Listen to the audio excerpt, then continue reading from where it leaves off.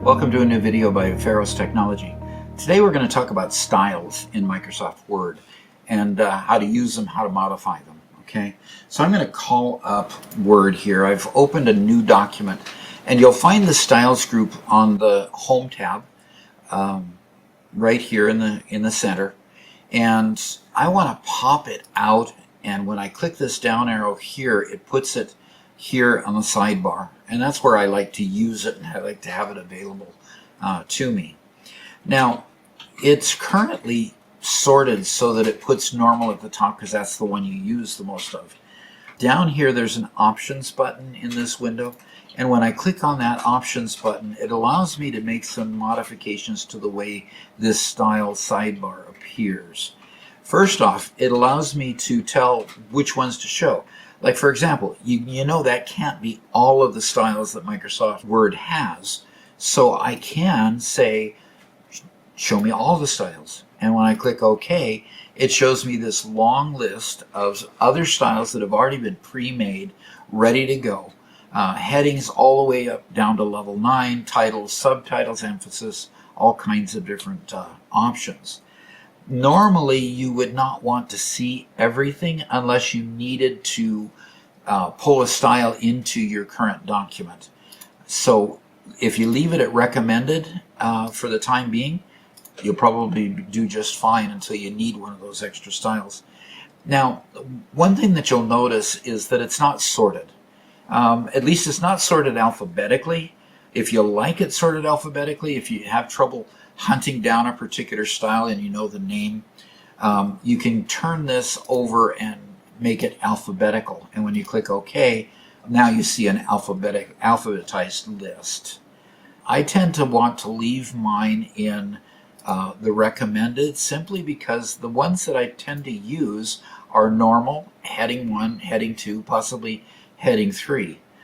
Other than that, a lot of times I'll see, like list paragraph, I'll see a few of these others turn up as I use bullets and various elements in my document. But for the most part, if I'm going to choose a style and modify it, it's going to be the normal style or the heading 1, heading 2. Now, you can add new styles of your own if you want, like you have a particular font that you use for a particular focus in your writing. You can click plus here and you can add a style, give it a name. You can tell what paragraph, that it's going to be a paragraph style, although you can change this to be a character style or a table or list style. Generally, you'll use paragraph style. If you base it on the normal template, it'll just pick up all the attributes of the normal style first, and then you can modify beyond that. For the following paragraph, after you use this style, a lot of times you'll want to choose it going back to normal. Like all your heading styles, for example. You'll do your heading, and then when you hit enter, it'll go back to normal style. And this is where you choose which style it goes back to after you get done using your custom style. So in this way, you can add a custom style and do the things that you want to do with a particular style in your document. Now, I'm going to click OK. In the normal style here, what I'm going to do now is I'm going to click Modify, because you can change a particular style. And for example, you know, if I was using APA format or MLA format for my papers and I was in school and I needed to make sure I adhered to those standards, I would want to come in here to my normal style and make those changes. So I would want to come down here and look first here. What it does is it says it's going to use the default font here, which is Calibri, and it's left justified. The line spacing is multiple spaces, 1.08 lines. So instead of just being single spaced, it's just a little bit more than single spaced. And after a paragraph, it's going to put 8 more points, which means it's going to put about a quarter of an extra line afterwards. Widow and orphan control is good. That allows you to not have 2 lines at the end of a page before the next paragraph starts. So what it does is it makes sure that 1 or 2 lines don't just stick out in the bottom of the paper and then you get the rest of the paragraph on the next page.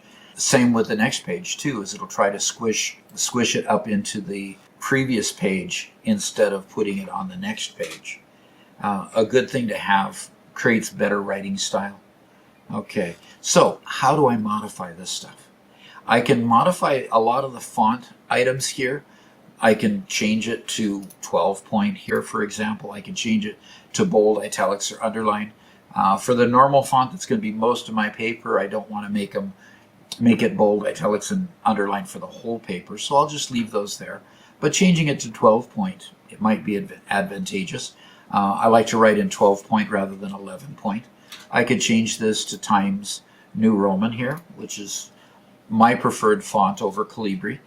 I like the serifs, and Calibri font is a sans serif font, or without serifs.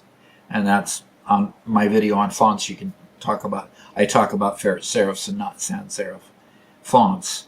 So now what I want to do is I can come down here.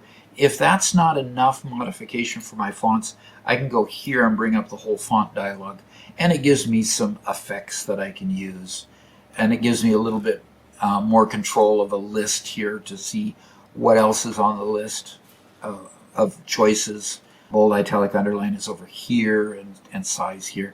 A lot of the things that are duplicated on the others, but this whole section, this effects section, is different. So maybe you want to have a superscript font, and when you want to put in a superscript, you decide that you want to create a whole different font for that. You can do that here and modify it to that respect. Okay. So if I want to go into the paragraph and make modifications on the spacing that I mentioned in the previous screen, like for example, I don't want this extra spacing after a paragraph, especially in APA or MLA or Chicago format. I would change this to 0.